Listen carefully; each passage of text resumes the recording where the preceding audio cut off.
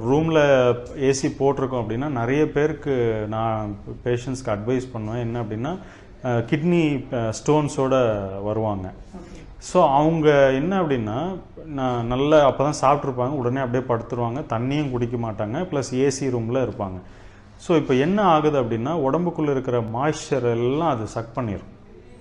So அது AC தவிர்க்க முடியாது. இருந்தாலும் அவங்களுக்கு என்ன ஒரு அட்வைஸ் அப்படின்னா, நம்ம விண்டோ இருந்தது அப்படின்னா ஒரு விண்டோ கொஞ்சமாவது திறந்து வச்சுருக்கணும்.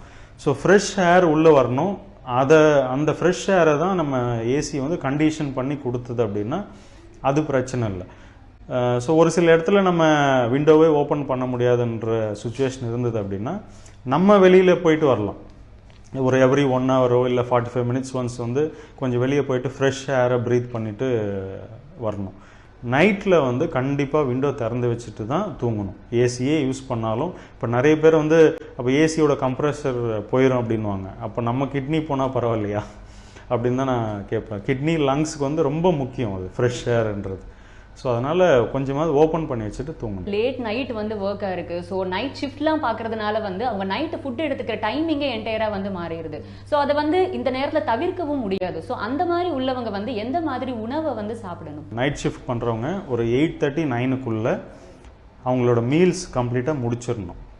அதுக்கப்புறம் சாப்பிடவே கூடாது. அவங்க முழிச்சிட்டு இருந்தாலும் அவங்க நிறைய பேர் என்னென்னா 1 மணிக்கு சாப்பிட்டுட்டு இருப்பாங்க, இல்லை டீ காஃபி குடிப்பாங்க. அந்த மாதிரி தவறுகள்லாம் பண்ணக்கூடாது. ஏன்னா பிட்வீன் 10 and 4 10 மணிலேருந்து 4 மணி வரைக்கும் நம்ம உடம்புல இருக்கிற கழிவுகளை வெளியேறதுக்கான டைம் அது. அப்புறம் டெட் செல்ஸை ரிமூவ் பண்ணுறதுக்கான டைம். அதுக்கப்புறம் ரெஜுவினேஷன் ஆகும். பாடி வந்து கம்ப்ளீட்டாக ரீஜென்ரேட் ஆகும். தேவையில்லாத கெட்டுப்போன செல்கள் எல்லாத்தையும் வெளியாக்கிட்டு அதை ரீப்ளேஸ் பண்ணுறது அந்த பிட்வீன் 10 and 4 நிறைய நடக்கும். ஸோ அந்த நேரத்தில் நம்ம முழிச்சிட்டு இருக்கிறது தவறு தான். பட் நம்ம அந்த நேரத்தில் சாப்பிடும்போது நம்ம உடம்போட ஆற்றல் என்ன அப்படின்னா அதை ஜீரணம் பண்ணுறதுக்காக மட்டுமே போயிடும். இந்த வேலைகள் எதுவுமே நடக்காது.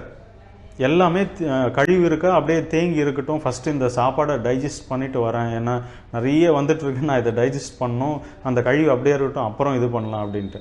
ஸோ நாளைக்கும் இதே ரிப்பீட் பண்ணோம், அடுத்த வாரம் ரிப்பீட் ஆகும், அடுத்த வருஷமும் இதே ரிப்பீட் ஆகும்போது அந்த ஒரு ஸ்டேஜில் கழிவோட தேக்கம் வந்து அதிகமாகும்போது தான் நமக்கு நோயோட ஆரம்பம் வந்து ஸ்டார்ட் ஆகும். ஸோ அதுதான் முக்கியமான காரணமாக இருக்குது. ஸோ அதுக்கு வந்து நைட்டில் அவங்க எவ்வளோ சீக்கிரம் முடியுமோ சாப்பிட்டுட்டு அதுக்கப்புறம் தண்ணி மட்டும் குடிச்சிட்டு எவ்வளோ சீக்கிரம் அவங்க போய் தூங்க முடியுமோ தூங்கிட்டு, அது தூங்குறது கூட பார்த்திங்கன்னா ஒரு 6 to 8 hours ரெஸ்ட்டு கிடச்சிது அப்படின்னா ஓரளவுக்கு காப்பாற்றிக்கலாம் அவங்க உடம்பை.